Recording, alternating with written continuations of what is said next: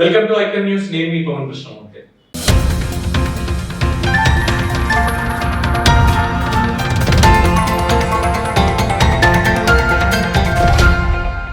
YSRCP Narasapuram rebel MP Kanumuru Raghuramakrishnaraju గారు జగన్మోహన్ రెడ్డి గారి మీద ప్రత్యక్ష యుద్ధం ప్రకటించేశారు.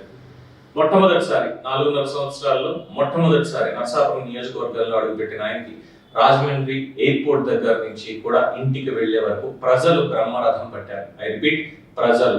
తెలుగుదేశం పార్టీ జనసేన కార్యకర్తలు కాదు, వైఎస్ఆర్సీపీ కార్యకర్తలు కాదు, కేవలం ప్రజలు మాత్రమే ముందుగా చెప్పుకోవాల్సింది.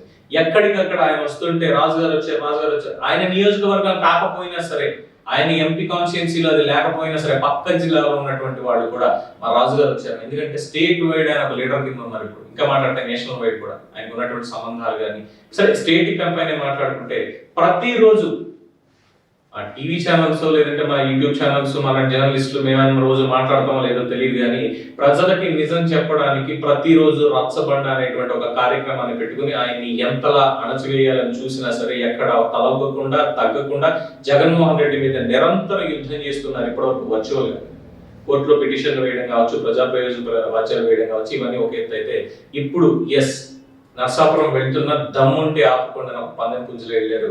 అక్కడ ఆయన చూసిన దాన్ని బట్టి ఇప్పుడు జగన్మోహన్ రెడ్డి గారికి ఏంటంటే రాజుగారితో అనవసరంగా కూక్కున్నాను, అనవసరంగా పెట్టుకున్నాను, ఆయనతో ఉండుంటే ఇప్పటి పార్టీకి కాస్త పరువన్న మిగిలేది, ఈ రోజు ఈ స్థాయిలో అయితే ఖచ్చితంగా ఉండేది కాదు అని ఖచ్చితంగా ఫీల్ అవుతారు. ఆల్రెడీ డిక్లేర్ చేశారు ఫిబ్రవరి 1వ వారం లేదంటే 2వ వారంలో రాజీనామా చేస్తున్నాను పార్టీకి, అలాగే ఎంపీ పదవికి కూడా. తెలుగుదేశం పార్టీ జనసేన ఉమ్మడి అభ్యర్థిగా నరసాపురంలో ఎంపీ అభ్యర్థిగా మళ్ళీ నేనే గెలుస్తున్నాను అని. అక్కడ ఉన్నటువంటి పల్స్ చూస్తే ఖచ్చితంగా ఈసారి మెజారిటీ ఆయనకి 8 లక్షలు దాటిపోయేటువంటి అవకాశం ఉంది, 100%. ఇక వేరే క్యాండిడేట్ ఎవరిని పెట్టరు అక్కడ, రాజు గారే మొత్తం. అట్ ద సేమ్ టైం తూర్పు గోదావరి, పశ్చిమ గోదావరి ఉమ్మడి జిల్లాలన్నీ కూడా వైఎస్ఆర్సీపీ చేజారిపోతున్నాయి అనే శబ్దం కూడా రాజుగారు చేశారు. ఖచ్చితంగా 2 గెలిపించిస్తాను నేను, ఇక్కడ అసలు వైఎస్ఆర్సీపీ అనేది లేకుండా చేస్తాను అని చెప్పి. సో యుద్ధం డైరెక్ట్ గా ప్రకటించినట్టే. ఇంకేం చేస్తారు ఇప్పుడు? సస్పెన్షన్ రేట్ వీళ్ళు ఏమైనా వేస్తారా? వేసేటువంటి అధికారం కానీ ఇది వాళ్ళ చేతిలో లేదని తెలిసిపోయింది. మీరు ఎలాగో చేయరు అయినా అదేదో నేనే చేసుకుంటాను అని చెప్పి పెట్టారు. అసలు ఆ యాత్ర ఆయన్ని చూస్తూ ఉంటే, ర్యాలీగా వెళ్తున్నప్పుడు చూస్తూ ఉంటే ఎక్కడికక్కడ గజమాలలు వేయడం కానీ, ప్రజలు ఆయన కలుసుకోవడం కానీ, వెళ్ళి మాట్లాడడం కానీ, తెలుగుదేశం పార్టీ జనసేన నేతలు ఆయన ఇంటికి వెళ్ళి కలవడం కానీ, కార్యకర్తలు సమన్వయం చేసుకోవడం కానీ, ప్రతి ఒక్కళ్ళు అసలు పార్టీ జెండా, పార్టీ గుర్తు లేకుండా ఒక వ్యక్తిగా, ఒక నాయకుడిగా ఆయన అక్కడ ఆయన్ని తీసుకుంటున్నటువంటి తీరు చూస్తే జగన్మోహన్ రెడ్డి అనుకో గారికి ఖచ్చితంగా వణుకు ఖాయం. ఈయన కనుక ఇన్ఫ్లుయెన్స్ చేయగలిగితే స్టేట్ వైడ్ మొత్తం ఉత్తరాంధ్ర నుంచి కోస్టల్ కారిడార్ మొత్తం ఇన్ఫ్లుయెన్స్ అవుతుంది రఘురామకృష్ణరాజు గారికి.